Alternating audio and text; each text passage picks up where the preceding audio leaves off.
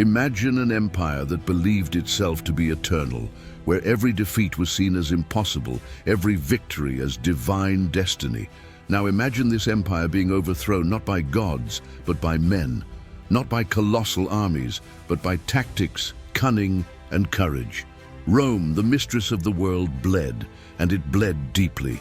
This video reveals the 10 generals who not only defeated the Romans, but they made them kneel. Every name here isn't just a victory, it's a wound in the pride of the imperial eagle.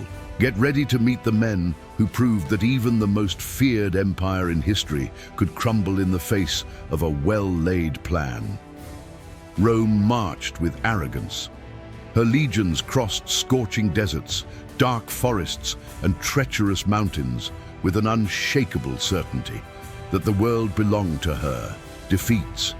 These were tragedies reserved for the barbarians, the ignorant, those who dared to disobey Mars. But history is ruthless with the arrogant. In the year 390 BC, when it was still a young republic on the rise, Rome faced the harsh reality of its mortality. Coming from the north, a horde of Gallic warriors, the Senones, marched under the leadership of a name that would echo for centuries: Brennus. They were not a traditional army, they were a tide of destruction in search of land and glory. And Rome, intoxicated by its recent rise, thought it could easily meet them. On the banks of the Allia River, this illusion was destroyed. The disaster on the Allia River was as quick as it was brutal. The Roman troops, disorganized and overconfident, were overwhelmed by the raw force of the Senones. Many died before they even understood what was happening. Those who survived fled in panic, leaving the way clear for the unthinkable, the direct march on Rome. For the first time, the Eternal City was exposed, vulnerable, stripped of any real defense. The Senate took refuge on top of the Capitol. Ordinary citizens rushed to the camps, and Brennus entered like a hurricane in the soul of the Republic. The looting began immediately. Temples were desecrated, noble houses overturned. The center of Roman power was silent, taken by the sound of enemy footsteps echoing on the stones of the city. But the most humiliating point was yet to come. To try to contain the damage, Rome offered gold to the invaders in exchange for their retreat. The scene was shameful. The Romans, trembling hands, weighing coins before the barbarians. But the scales were tampered with. When the Romans protested, Brennus answered no with words but with steel. He threw his sword over the scales and proclaimed, "Vae victis!" Woe to the vanquished. It was more than an insult. It was a cruel lesson in power. Rome, which saw itself as a superior civilization, learned there that brute force does not respect diplomacy. The city was abandoned in ruins, and for generations the name of Brennus became a whisper of terror among the Romans. The wound was not only physical, it was psychological. And when Rome rebuilt itself, he did so with a thirst for revenge. And if you've made it this far, it is because he feels the force of this story pulsating, like Roman blood in his veins. So don't miss the chance to continue diving into the wounds that Rome tried to hide. Subscribe now to the channel, not just to watch, but to be part of those who still hear the echoes of the past. Leave your like, because each like is like a lit torch in this tunnel of forgotten memory. And he comments below, did you already know about this Roman humiliation? Because what's next? It's even more shocking. 2 centuries after the humiliation at the hands of the Gauls, Rome was already different, stronger, more organized, but still not prepared for the kind of enemy that would come from across the sea. His name was Pyrrhus of Epirus. He was not a barbarian, he was a king, a distant relative of Alexander the Great, a refined strategist driven by an almost mythological ambition. When the Greek cities of southern Italy asked for help against the Roman advance, Pyrrhus saw an opportunity to create his own Western empire, and Rome, once again, underestimated their opponent. In 280 BC, Pyrrhus landed with a professional army. Macedonian phalanxes, heavy cavalry, archers, and a secret kept for centuries: war elephants. The Romans had never seen such creatures. At the Battle of Heraclea, his soldiers faltered before the living walls of ivory that crushed men and horses without distinction.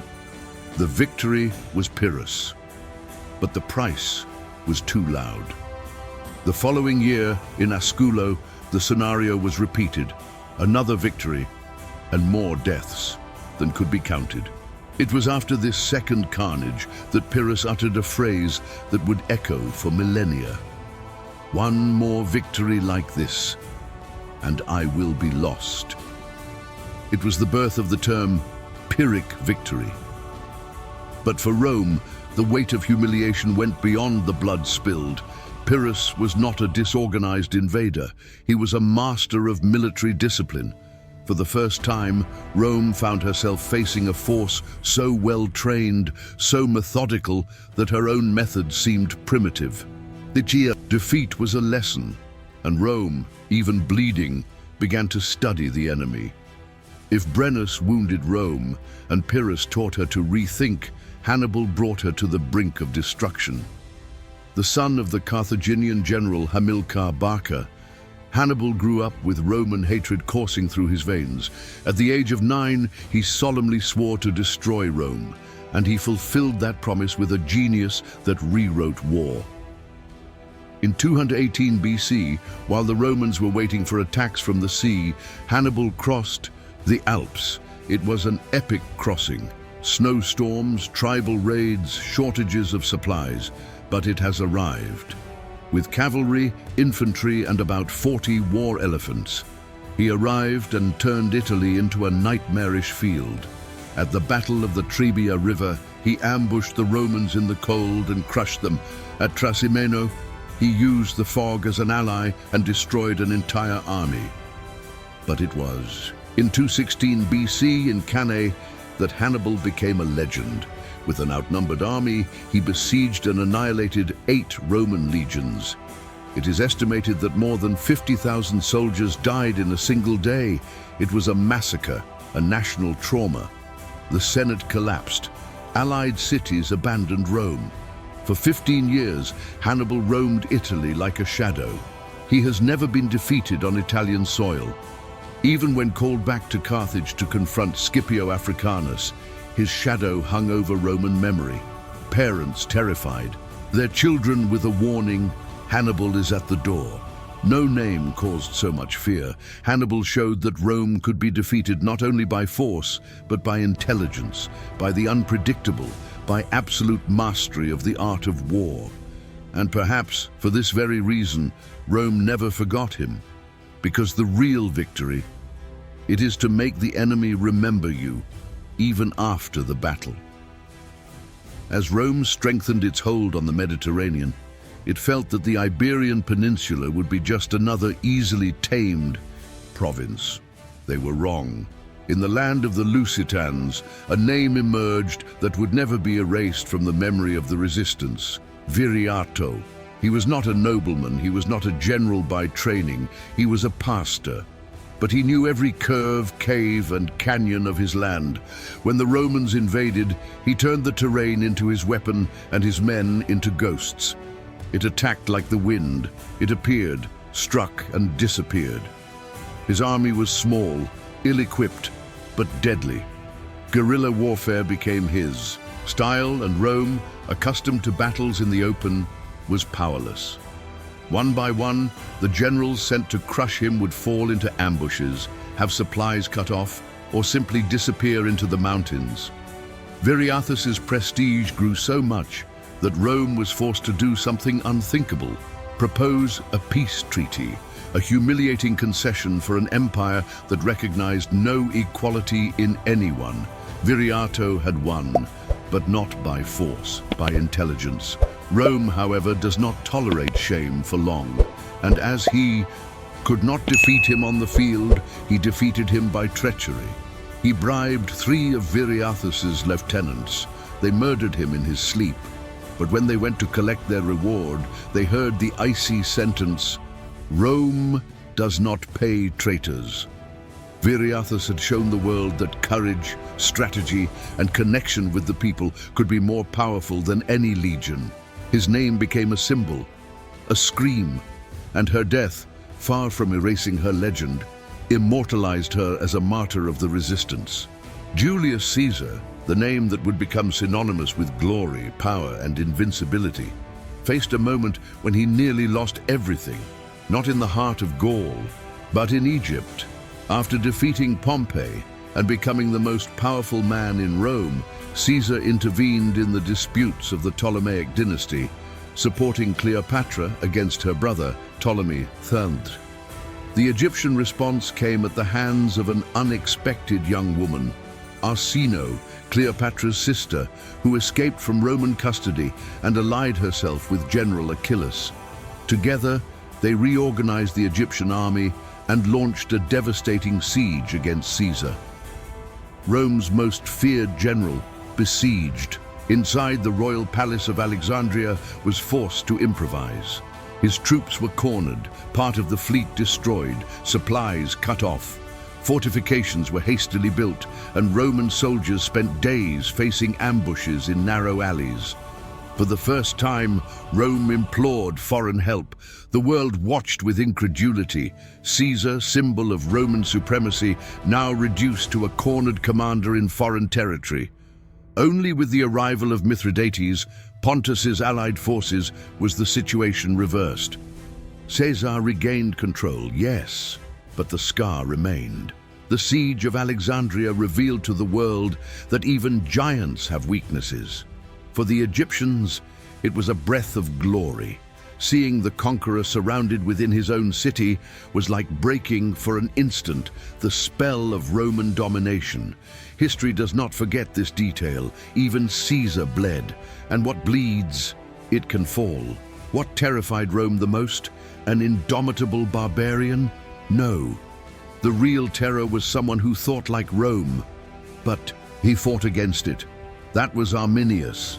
Born among the Cherusci, one of the Germanic tribes beyond the Rhine, he was taken to Rome at a young age as part of a political settlement. There, he received military education, citizenship, and reached the rank of auxiliary commander in the legions. It was, in the eyes of Rome, the perfect model of integration. But in Arminius's heart grew a plan that would forever tarnish Roman pride. In the year 9 AD, he was an advisor to Publius Quintilius Varus, governor of Germany. Convincing him of the existence of a fictitious rebellion, Arminius led 3 legions, some 20,000 men, straight into the nightmare. The Teutoburg forest was dense, humid, swampy, the perfect ground for the massacre. The Romans marched in long, flimsy columns with no visibility, no protection. For 3 days, they were brutally ambushed. The formations broke, the morale fell apart. When it was over, only blood and silence remained. The Roman eagles, the sacred standards, were captured. Varro committed suicide. The impact was so profound that upon hearing the news, Emperor Augustus is said to have cried out in despair, "Varro, give me back my legions." From that day on, Rome abandoned the dream of conquering Germania. The Rhine border became a psychological boundary. Arminius was not just a traitor. He was the architect of the worst defeat in Roman military history until then. A scar that never healed. By the 3rd century, Rome was no longer the same dominant force as before. The empire was exhausted, corroded by internal crises, civil wars, and border invasions.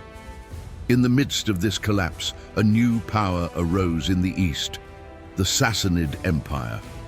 Its king, Shapur-Fafur, was more than an expansionist ruler. He was a ruthless strategist, determined to take Mesopotamia and challenge Roman hegemony head-on. While Rome tried to put out political fires, Shapur attacked the eastern provinces with surgical precision. In 260 AD, the Roman Emperor Valerian, already aging and leading an army weakened by the plague, decided to confront Shapur personally. It was supposed to be a show of strength. It became a spectacle of shame. At the Battle of Edessa, the Roman army was crushed, and the unthinkable happened. Valeriano was captured alive, a Roman emperor, a prisoner of war, something unprecedented in the history of Rome. But Shapur was not satisfied with victory. He turned it into theater.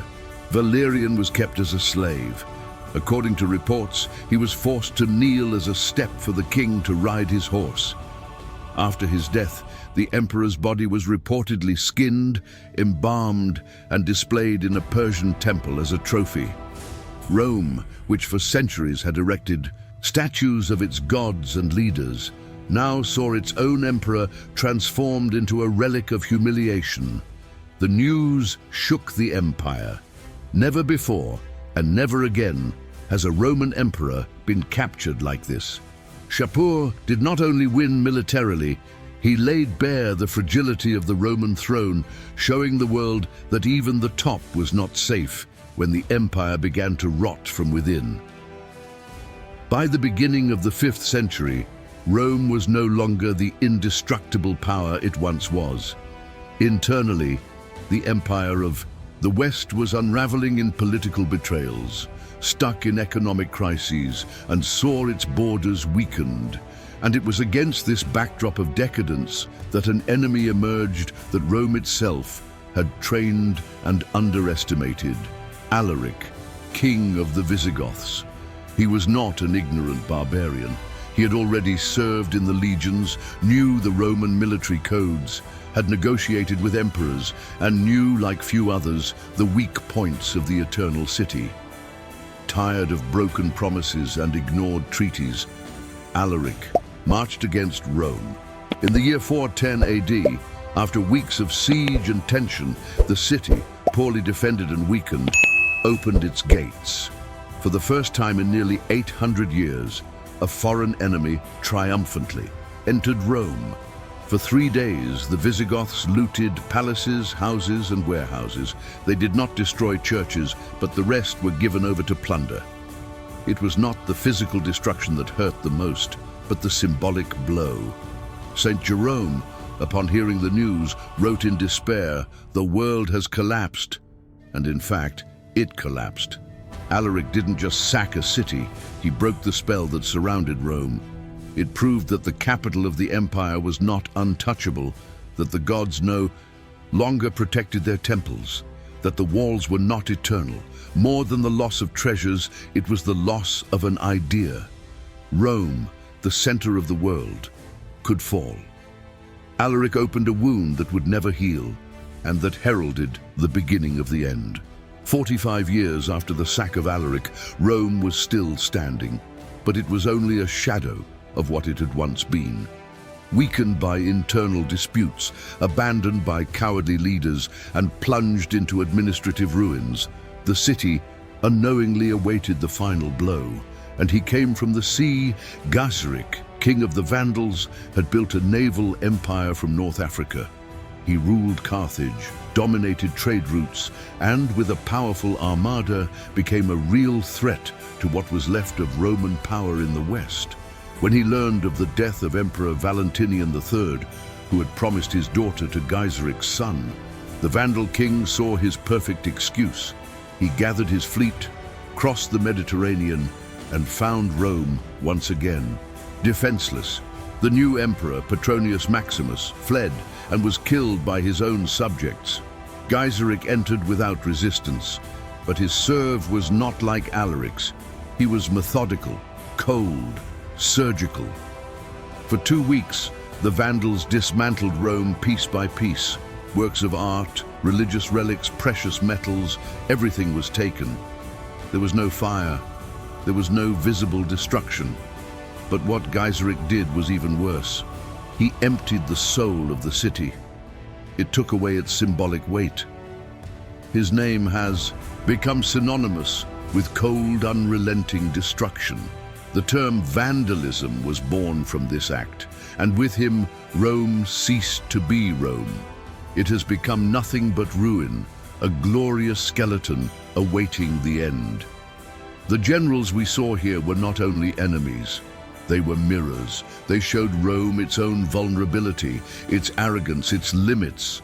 All of them left wounds that no triumph erased, because the greatest empire in history, it also bled, and a lot.